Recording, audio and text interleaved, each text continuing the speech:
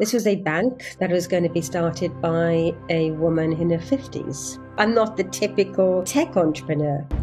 What's happening next? Is it the metaverse? Is it something different? Crypto assets and payment systems around crypto will become part of our life. I think in a couple of years' time, it'll be more mainstream and more people will be using it. And on his mega yacht, he offered me £48 million for 66% of the business.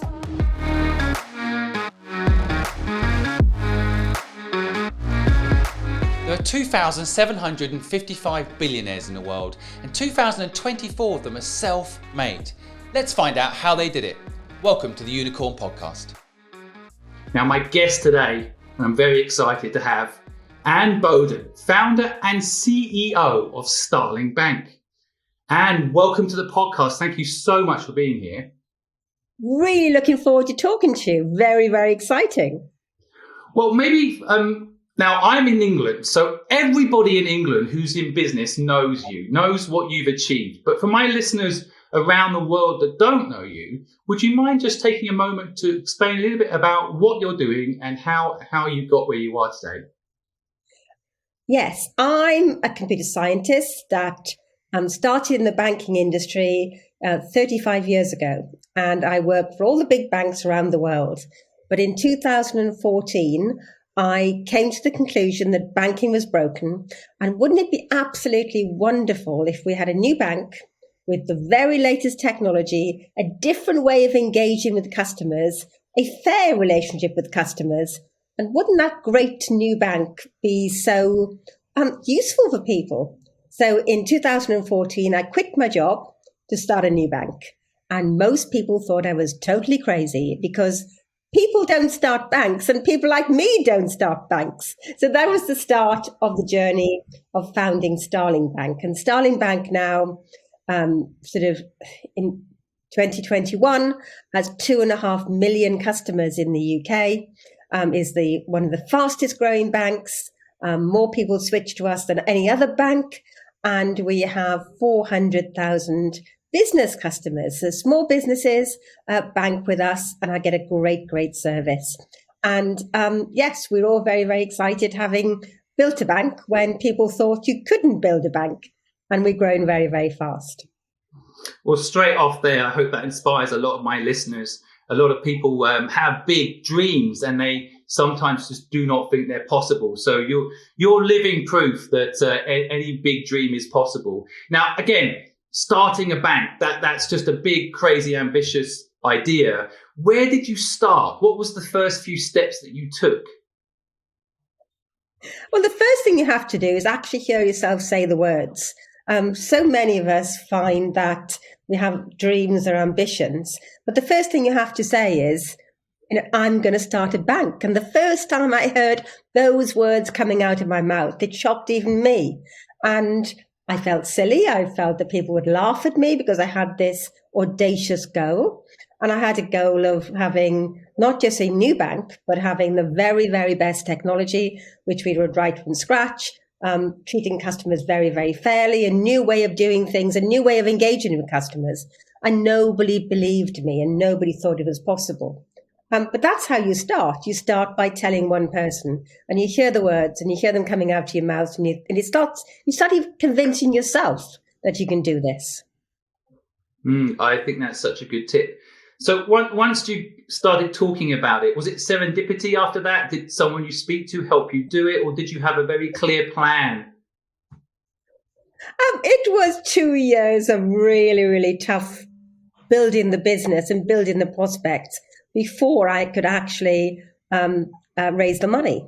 A bank is highly regulated. We are regulated by the PRA and the FCA in the UK.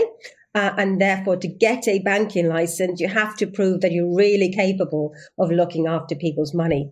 And therefore, getting the banking license was a huge effort. But before you can get the banking license, you have to raise the money. You have to raise the capital for the business.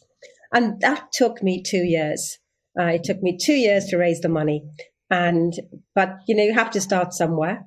I started knocking on doors and writing emails. It was very much me sort of sitting in a coffee shop on my own with my laptop, writing lots and lots of emails to lots of VCs and people who could help me in all sorts of walks of life, saying, I'm going to start this bank. It's going to be awesome.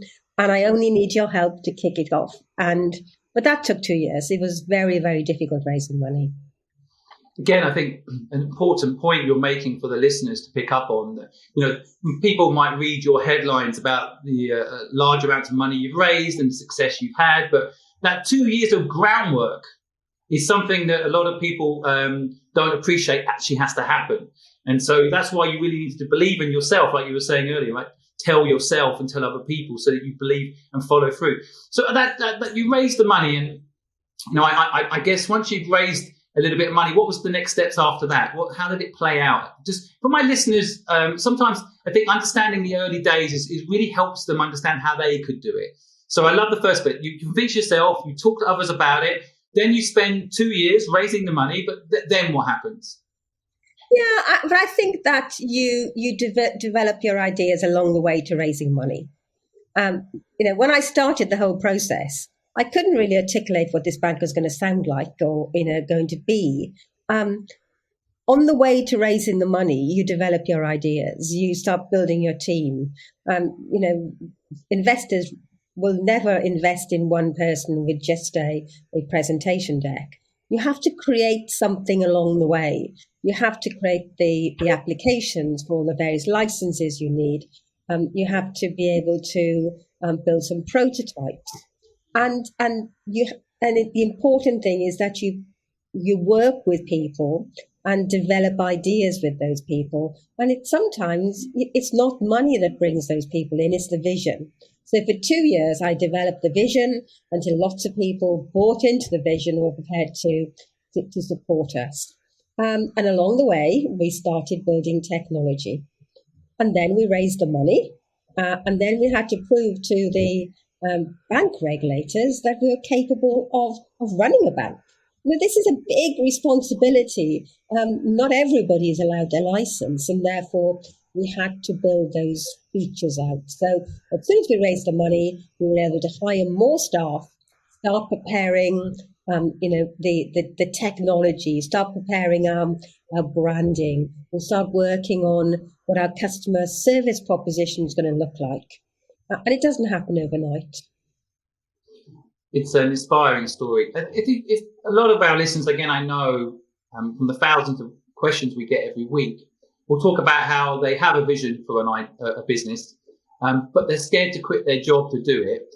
You gave up a pretty incredible career path, I think. If I look at your career path, head of EMEA at the Royal Bank of Scotland, COO at AIB. I mean, the day you quit your job, was that based on your belief in this idea, or what was that like for other people to relate to your experience for themselves? No, I think when I quit my job to start a new bank, it was very, very difficult for me then to go back into the old world. I was basically telling the world that I felt I could start a new bank and I could take on the incumbents and win. And once you tried to do it, and once you put yourself out there and start telling the world that you felt you were capable of starting a new bank, going back to the old world and being accepted in that old world is not really a possibility. It was a risk. I was more concerned about people mocking me or thinking I was silly for trying to start a bank, because people don't start banks, and the only people who actually start banks tend to be billionaires to start off with, and that wasn't me. I was a technologist and an operations person working for big banks. This was something bold in the eyes of most people from the banking industry. And again, we get this question a lot, so I'm interested in your thoughts on this. Sole founder versus co-founder. It feels like most of the businesses I've started 19 companies, I've done with co-founders. I've started a few businesses as a single founder. I found it really hard to be on my own doing it. What's your view on this, having gone through the process as a founder? Being a sole founder is very, very tough. But that doesn't mean you're on your own. I had a team of people who believed in the idea and worked with me and were very, very committed. But there was, this was a bank, this was a technology company that was going to be started by a woman in her 50s. I'm not the typical entrepreneur. I'm not the typical tech entrepreneur. The people that invested in me and the business had to believe that a woman that had spent 30 odd years working in big corporations with all the infrastructure and all the things supporting her daily business life was prepared to quit it all and start a new proposition on her own with very, very little support.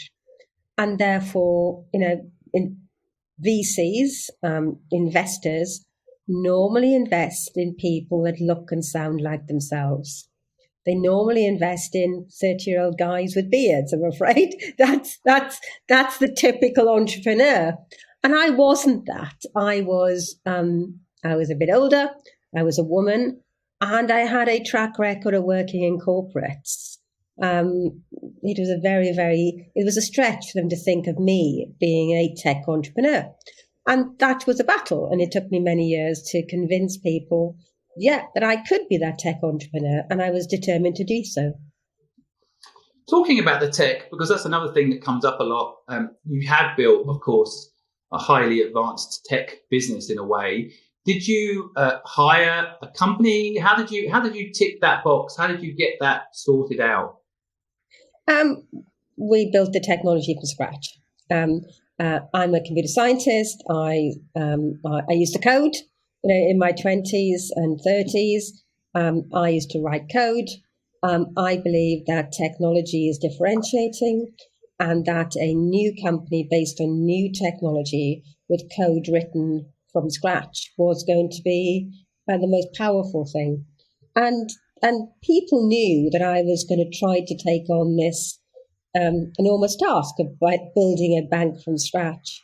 And people who also wanted to build technology for the banking industry had wanted one opportunity of doing it in the right way, using the very, very best techniques, actually sought us out. We had people, and I talk in the book about, our CIO, I'm hearing about this woman who's trying to build a bank and being told about what we were trying to do. And he basically turned up and started building the code because he wanted to take on the problem and the challenge. So great people found us and decided that they want to work on this great project. If you do something that's challenging, if you do something that's interesting, if you do something that has a mission to solve a real problem, you find you attract the right sort of people. And people tracked us down and joined us because they wanted to solve a big problem and wanted to have the autonomy to solve that problem in the right way. You're touching on another really important point here that I hope my listeners pick up on. I think the word is purpose. You're highlighting there that if you have a purpose, then people will be drawn to that purpose and will rally around you to make it happen. And that's what you've had here with this wonderful business. You had a real strong purpose to fix something that was broken. So a really important point. You just mentioned there your new book, Banking on It. Now, for my listeners listening, we pre-record this podcast, as you know, so the book actually dropped today. So the time you're listening to this is going to be a bestseller, I'm pretty sure. For those listening, tell us a little bit about what they can expect if they buy the book. And by the way, everybody listening, we're going to put a link below for you to buy the book. And if you give us a comment that makes us laugh, we'll send you a signed copy of the book from Anne herself. But tell us what people can expect from the book a little bit. What was your motivation for doing the book, and what's the book about? Well, most people call it a bit of a page turner, which is unusual for a business entrepreneurship book. I think on the front cover, the FT say, if there's ever a business book suitable for TV adaptation, this is it. and the Observer called it a banking blockbuster. It is the story of, it is my story of trying to raise money, and all the trials and tribulations of raising money, hiring a team, and that team disappearing, and me being left on my own again, and eventually raising money in the Bahamas, where a billionaire had heard of my proposition, and he had been studying the industry, and he was convinced that new banks could give something really valuable to consumers. And he believed that data and technology could solve people's real business problems and personal financial problems. So he grilled me for 3 to 4 days about the economics of the business, how I would run the business, and some of the principles I'd run the business by. And at the end of the 3 or 4 days of real pitching and lots of questioning, on his mega yacht, he offered me £48 million for 66% of the business. Wow. And yes, and that was the first money I'd been offered for the business. It was the first external money into the business. And yes, overnight, I had a backer. And, I sort of contacted my colleagues back in London and said that, get everything ready.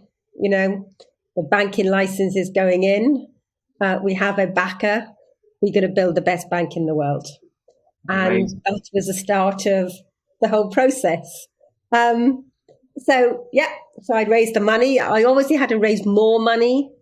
6 months later, we got the banking license. We could call ourselves a bank for the first time. We then needed to launch. And there's lots of trials and tribulations about, initial launching of the bank and what we did, and some of the issues that happened during the way. We applied for a grant to help us build a business account, and we had to build a business account in a hurry in order to win the grant and win the competition. And we were awarded £100 million. Wow. And then,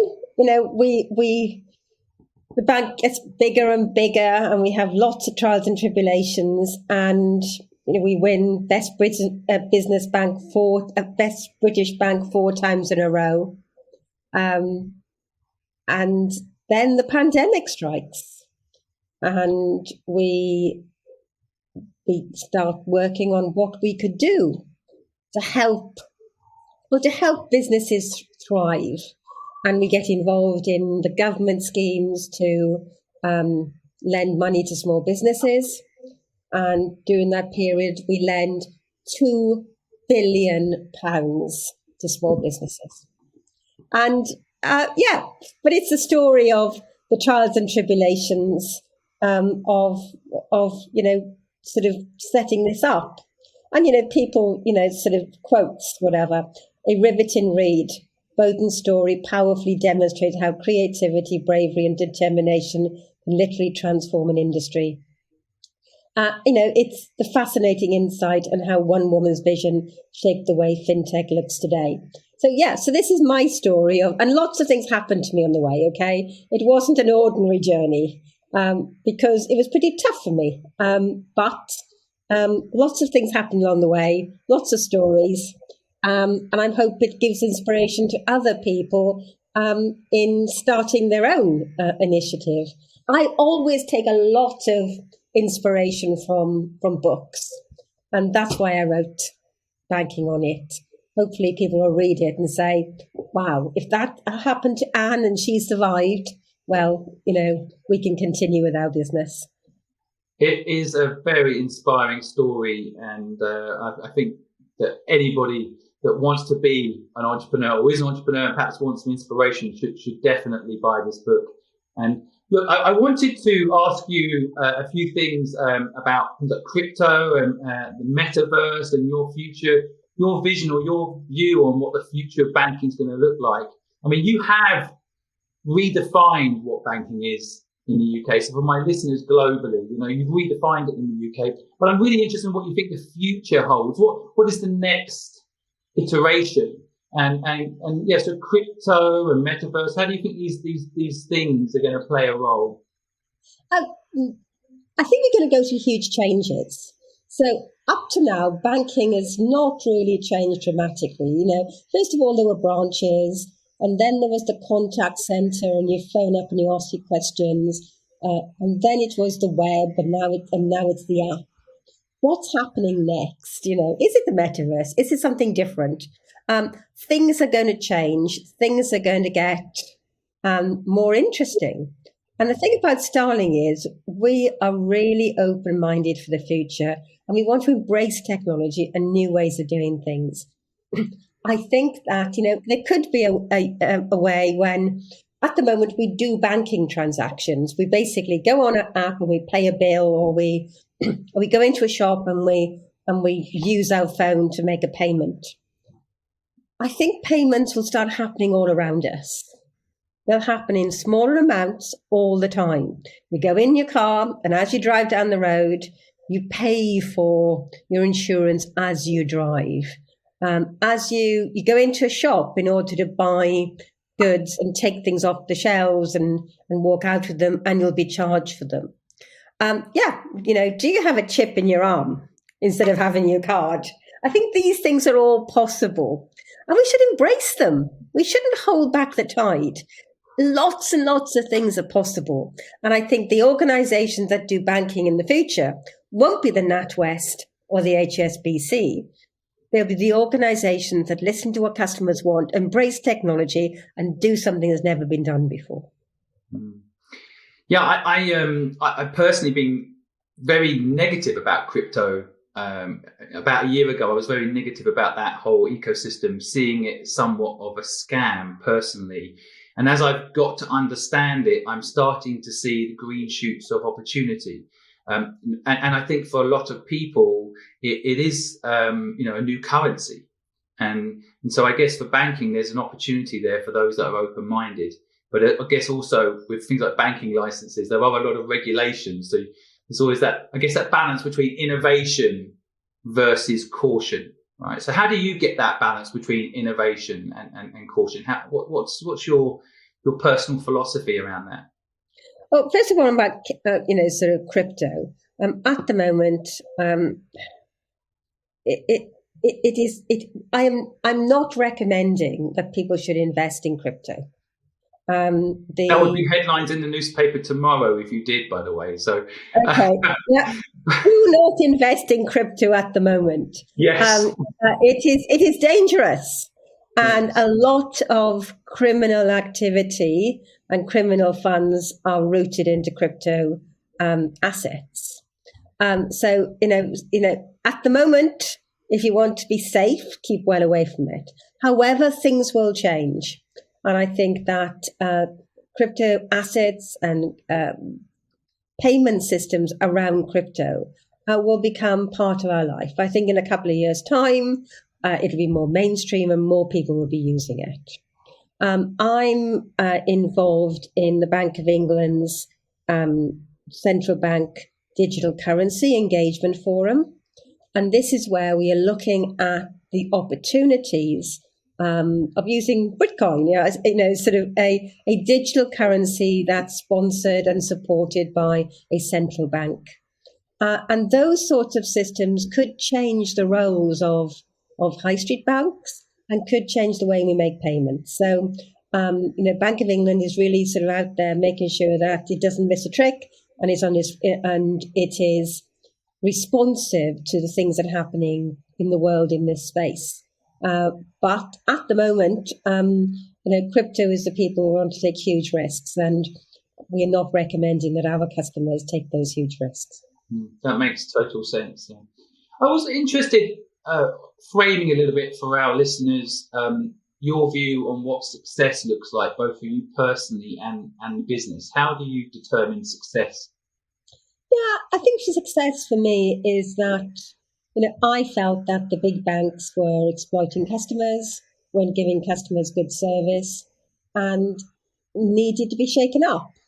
And every time I see an ad from a high street bank advertising a feature that we at Starling launched a couple of years ago, I believe that we are raising the bar for everyone. Starling being in the market and offering cost-effective services, fair services that are leading edge, means that other banks have to keep up, and everybody is benefiting. So it's not just Starling customers that are benefiting, it's the whole population of people that use banks. And that's really, really beneficial. I really love that definition, by the way. One of my favorite books is Pour Your Heart Into It by Howard Schwartz, Starbucks founder. And he talks, and Starbucks might not be the most popular brand anymore, but Howard Schwartz in particular was a visionary leader. And one of the things he talked about was how they gave healthcare, first companies give healthcare to part-time workers, which I think, basically that meant they didn't have to do it by law. They did it because it was the right thing to do. And then all the other fast food chains had to do the same. So you can change an industry by leading in the way that you're talking about there. And that is a great measure of success. If someone copies you, it's a great compliment, right? In a way. Absolutely fantastic. And that gives me a huge thrill. And that's very, very that's the reason we're doing this, to give everybody else. On a personal side, do you have work-life balance? That's something that's thrown around a lot. I personally don't believe in it, but what's your take on it? No, I've never had work-life balance. And this is, this has been throughout my career. It's not just since I've been an entrepreneur. I'm totally absorbed by what I do. I find that learning and understanding and connection with people, both customers and the people who are working for Starling, is very, very important to me. And I love every minute of it. And I think work-life balance is is overrated. For me, I'm having the time of my life, and it's all about Starling and what we can give to people. I love it. And again, I've interviewed 120 super successful people. This is a common trait, and I want my listeners not to miss it yet again. That if you're doing what you love, work becomes a positive word. To some people, I guess it's, I don't want to work at the weekend. Well, if you're not doing what you love, you will say that. But if you're doing what you love, which you clearly do, I just love your passion and energy. I was interested in your view on, a lot of people are told in school that you're not an entrepreneur, or they're not really given the opportunity to even think that they are an entrepreneur. So they don't think they are, or they have an image of what an entrepreneur looks like. To your point earlier, like you said it, a 50-year-old woman starting a bank, that's almost like the image isn't what people perceive as an entrepreneur. And so good for you smashing that stereotype. But also, I think we need to educate. But do you think entrepreneurs are born or bred? What's your feeling on this subject? I think that being an entrepreneur, you need a certain amount of self-confidence, and you need to be able to enjoy learning. But I, for most of my career, wasn't an entrepreneur. I was getting the same sort of enjoyment and fulfillment from a corporate job. If thinking back to school and what people expected me to do, I don't think that people expected me to have a career. I went to a very, very ordinary comprehensive school where people didn't go to university. And my father was working in the steel industry. My mother was working in a department store. And I wanted a job with a briefcase. I didn't know anybody that had a briefcase, but I definitely wanted a job with a briefcase. And that was me, I think, at a very early age, being prepared to do something that was not considered what everybody else around me was going to do. And that started my career in systems and computing, where I was very, very early into that industry. Mm. Were your parents entrepreneurs? Did they think it was strange that you wanted to go down this route when you were early in your career? What was that like? That part of it? Well, I was. My father had worked in the same job since he was 14. It was he worked in the steel industry. My mother had lots of different businesses, but those businesses were very much in addition to her day job. Being an entrepreneur was something that didn't seem like a proper job probably to them.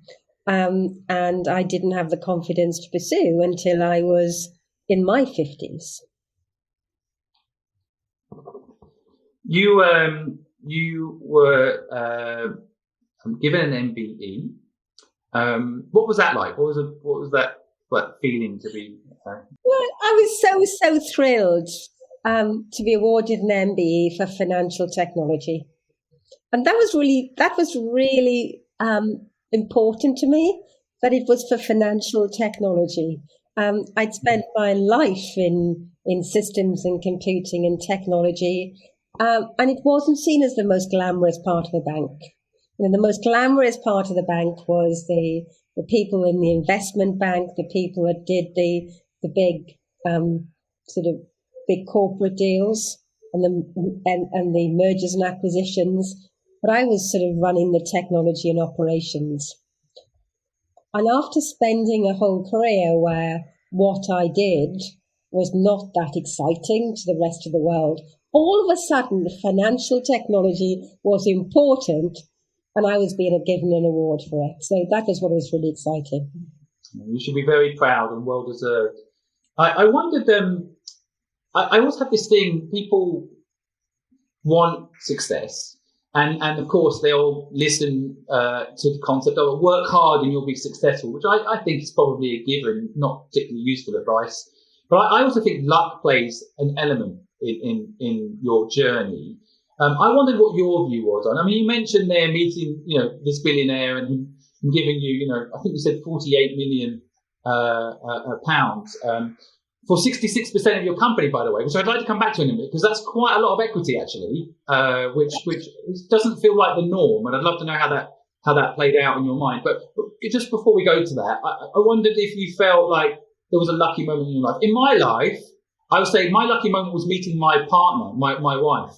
Because without her, I wouldn't have made it, no doubt. She helped me be better, and she supported me when I was working long hours and never complained. And so I felt very lucky to have, that was my lucky break, finding the right person. Do you feel like there was a lucky break for you? No, I think that that was probably the 1,000th contact. That probably the 100th time I had a real meeting and the opportunity to get real finance, and that hadn't happened. It was after many failed sort of funding rounds.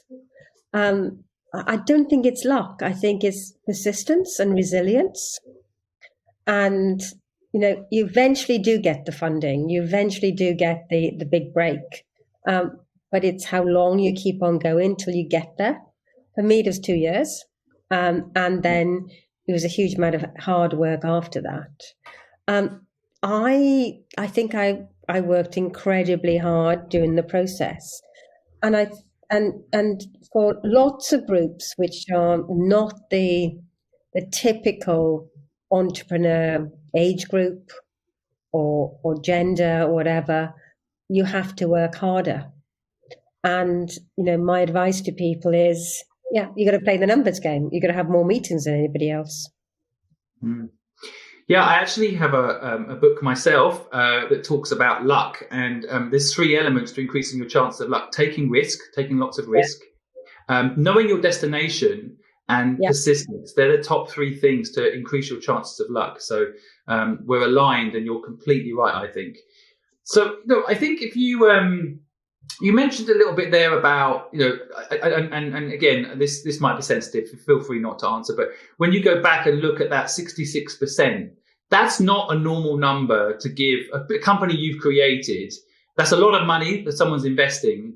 But when people are trying to raise money, I think people want to learn about this. Do you think, did you just accept that deal? Did you negotiate? I mean, I'm sure it's public record what actually happened, but what was the process for you when that number was thrown at you? Did you just say yes because it was the right thing to do? What did you do? Yeah, I think that in those moments when somebody comes up with an offer like that, and especially when you've spent so long trying to seek funding, in your mind, you say, if I say yes to this, well, it's all those hundreds of unanswered emails are no longer relevant. That's it. You've chosen your investor. It's all those other, possibilities actually close. Mm-hmm. And therefore, but you finally have to say yes to a deal. Mm-hmm. And this was a big sum of money. This was 48 million. It was it allowed us to build the best technology in the world. It was a big sum of money and it was a big ask. But I was founding a bank. It wasn't as if it's going to be it wasn't a lifestyle business. It was, the bank is growing. It has a lot of governance. It's a lot of people to answer to. We have an independent board. We have a lot of regulators. We have a lot of structure. This bank was not going to be my bank. It was going to be owned by a series of investors, and it was going to be for a lot of people. Eventually, the bank was no longer going to be my bank. And in order to make it important enough, I had to take investment of a large sum of money. And yeah, that was a turning point. But it also meant that I could spend money, time and effort on the business rather than knocking on doors asking for money all the time. Yeah. Again, the nuance of this that I absolutely love, that I want my listeners to pick up on, is that if your vision is big enough and it's sometimes bigger than you, which I think this vision you've had is, then it doesn't really matter about the equity. So I'd rather have 5% of something that's successful, impacted people's lives and made a difference and legacy, than 100% of something that didn't happen. Yeah. People get hung up on equity all the time. I speak to people all the time about their businesses. They get so hung up on it. And I think you're yet again a shining example of like vision over personal gain and thinking bigger. And I admire it. And did you shake hands there and then? Did you say yes there and then, or did you need a night to sleep on it? How did you? Yeah, I said yes. Yeah, I wish I was a fly on the wall on that yacht. Generally, I'd like to be a fly on the wall on a super yacht, but that would be an interesting meeting to record, I think. Yeah, it was quite a moment, and it was the start of the opportunity of building something which is transformative. And yeah, it's been quite a journey. Yeah, it's amazing. Well, look, you've got a bank to run, so I better let you get back to it. Thank you. Just before we close, because honestly, I've got so many other questions I'd like to ask you.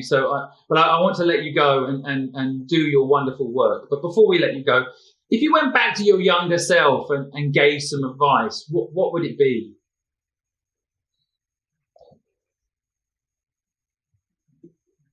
I think that you have a long career in front of you, and you can do lots and lots of different things, and take one of those roles one at a time.